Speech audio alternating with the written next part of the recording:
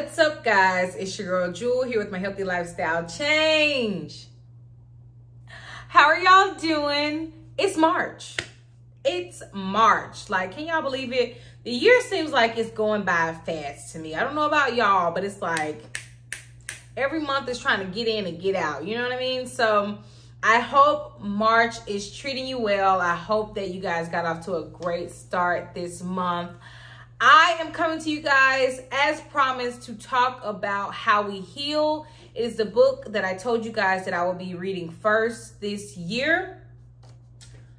So it's basically a journal practice book. There's meditations and different types of practices that you can do interactive with other people, but it is writing to heal. So there's different journaling exercises in here that you do to basically heal those traumas that still comes up in your life or still bothers you or something that you really need to get over.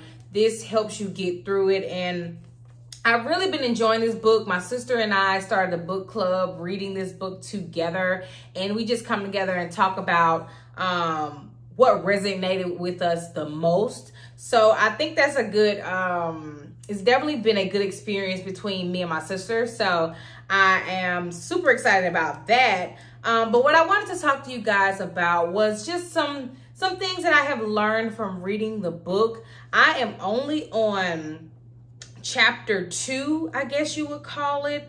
I don't know if it's a chapter or... Let's see. I think it would be a chapter. I'm on chapter 2, and then we're going to be finished with chapter 2 this coming week. So then we'll move. It's only like, let's see how many chapters is in here.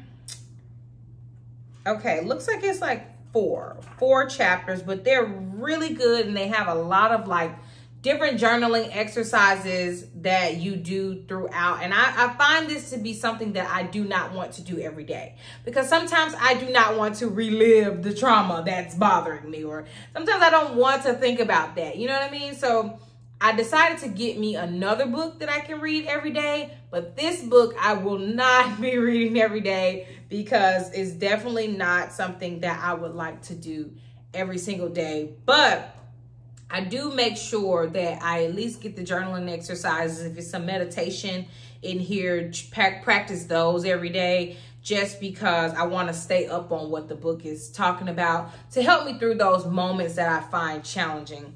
But one significant thing that I wanted to talk to you guys about was from the end of chapter 1 in How We Heal.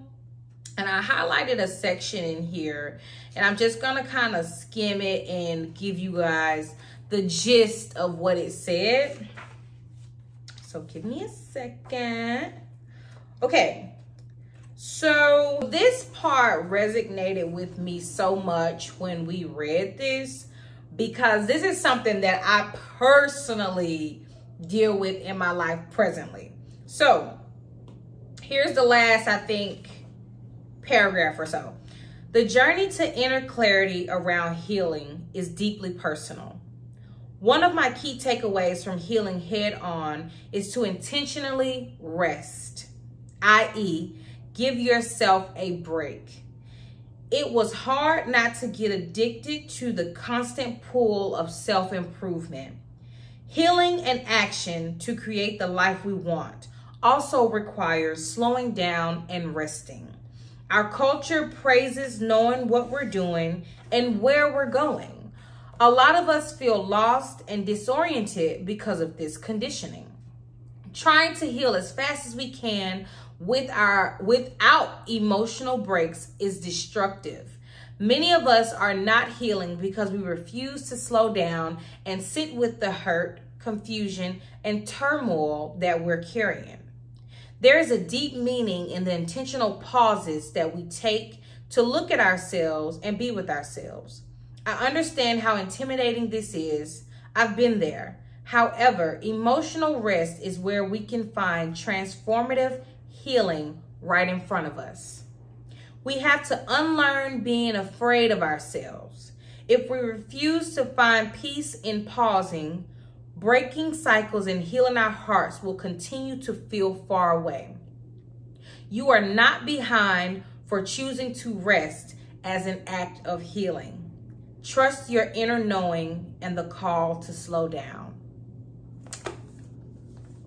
Listen, y'all. That part that ends chapter 1 resonated with me so much because I am super goal-oriented. I always have a goal. I don't care if it's big or if it's small.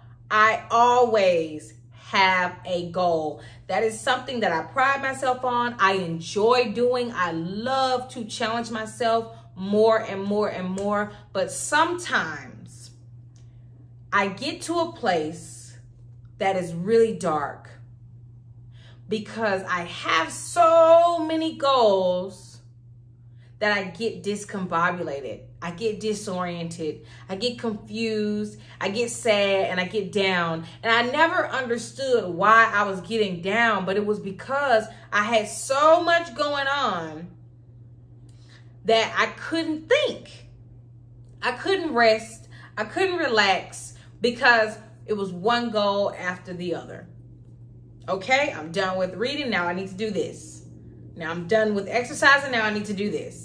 And it's so many goals that I'm like, if I stop, then that puts me behind. But what I have to learn is I'm not behind. It's me against me. It's me against me. I'm not up against anybody. There's no race. There's no deadline. Like, I can get to my goals and my destiny on my own terms, and it's okay to take a break. And so yesterday I woke up and I got prepared to go to work, and I was like, it's a no. It's a no for me today. It's a no. I need a mental health day. I'm checking out of work and checking into life. It's a no. And I text my manager, hey, I'm taking off today. And he's like, no problem. So I was super happy that I took the day to myself. And my beau and I, we went out and had a whole day of events. Like, literally, we did not want the day to end. But it was so good to just have the ability to be able to slow down and say, I want to be a kid today, or I want to go, and I just want to go anywhere. It doesn't matter. I mean, we were so excited to be out of the house during the week that we were like, what do we want to do? I mean, money is no object at this point. Like, we can literally go everywhere. We can have breakfast, lunch, and dinner out. Like, that's how excited we were. And so I want to incorporate more of those rest days, those chill days into my life, because I was so excited that I was like, ooh, like a kid in the candy store, literally trying to do everything because I decided to take a break. So I just wanted to give you guys an update that this book is definitely helping me to slow down, because I am always, what's next? What's next? Like, it's just my mentality. However, I have to incorporate intentional rest, intentional breaks, because a lot of times your body will tell you, oh, skirt, no ma'am, you're done. You're done.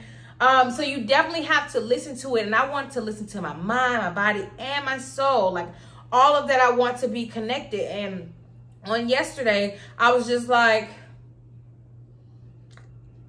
I'm not mentally here.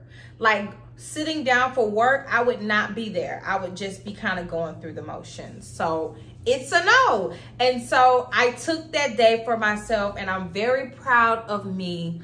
So if you guys are looking for a book to help with healing and just working through your emotions and your feelings and healing some trauma from your childhood or your past, This is definitely a book I would recommend. I enjoy the writing practices. I enjoy the exercises that you get to do with other people. My sister and I are sharing very intimate details that we have never shared with each other before. So I'm super excited about this book, and I just wanted to give you guys an update. I will see you guys in the next video.